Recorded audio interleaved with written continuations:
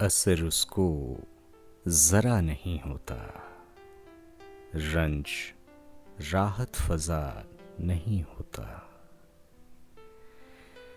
बेवफा कहने की शिकायत है तो भी वादा वफा नहीं होता।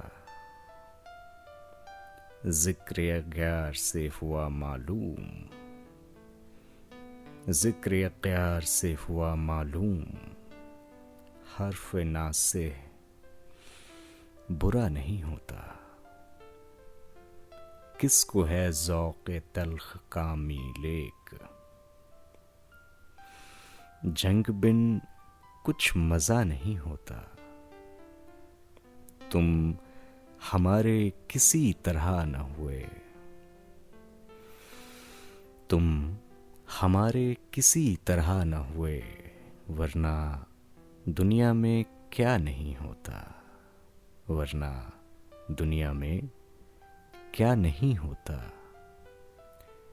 उसने क्या जाने क्या किया लेकर, दिल किसी काम का नहीं होता, दिल किसी काम का नहीं होता। इम्तिहान कीजिए मेरा जब तक, इम्तिहान कीजिए मेरा जब तक, शौक जोर आजमा नहीं होता। एक दुश्मन के चरख है न रहे,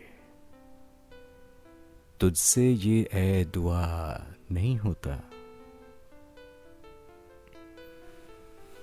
आह तूले अमल है रोज फजूं, गरचेक मुद्दा नहीं होता, गरचेक मुद्दा नहीं होता। तुम मेरे पास होते हो गोया, जब कोई दूसरा नहीं होता, जब कोई दूसरा नहीं होता।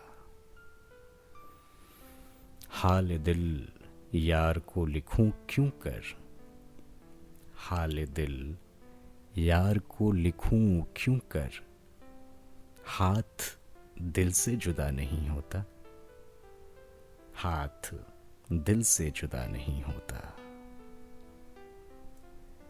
रहम कर खस्म जान गैर न हो, सबका दिल एक सा नहीं होता, सबका दिल एक सा नहीं होता। दामन उसका जो है दराज तो हो, दामन उसका जो है दराज तो हो, दस्ते आशिक रसा नहीं होता, दस्ते आशिक रसा नहीं होता। चाराए दिल सिवाय सब्र नहीं, चाराए दिल सिवाय सब्र नहीं, सो तुम्हारे सिवा नहीं होता, सो तुम्हारे सिवा नहीं होता। क्यों सुने अर्ज़ मुज़्तर मोमिन, क्यों सुने अर्ज़ मुज़्तर मोमिन, सनम आखिर खुदा नहीं होता, सनम आखिर खुदा नहीं होता। असर उसको जरा नहीं होता।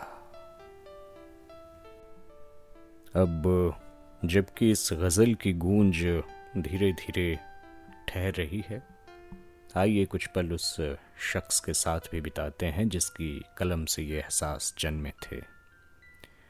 सन 1800 में दिल्ली में जन्मे मोमिन खां मोमिन केवल एक शायर ही नहीं थे, उन्होंने हिकमत, फ़ारसी, अरबी, इल्म नज़ूम और कई दूसरे विषयों का गहरा अध्ययन किया।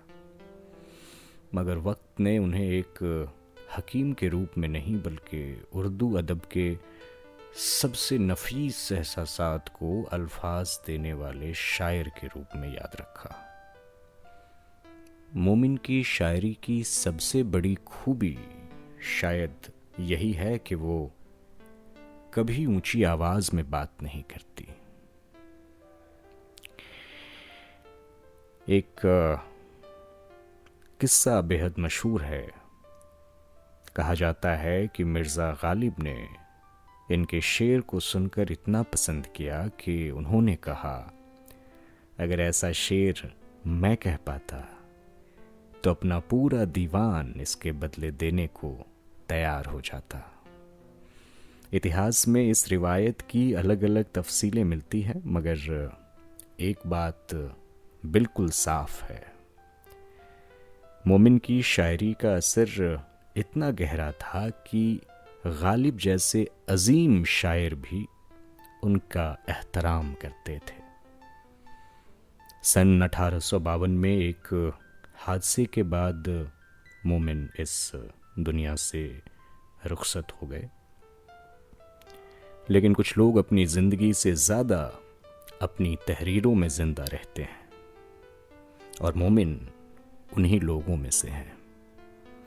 आज भी जब उनके अल्फाज किसी खामोश कमरे में गूंजते हैं तो लगता है कुछ एहसास वक्त से कभी पुराने नहीं होते। This letter now returns to silence until the next letter echoes from the unnoticed India letters.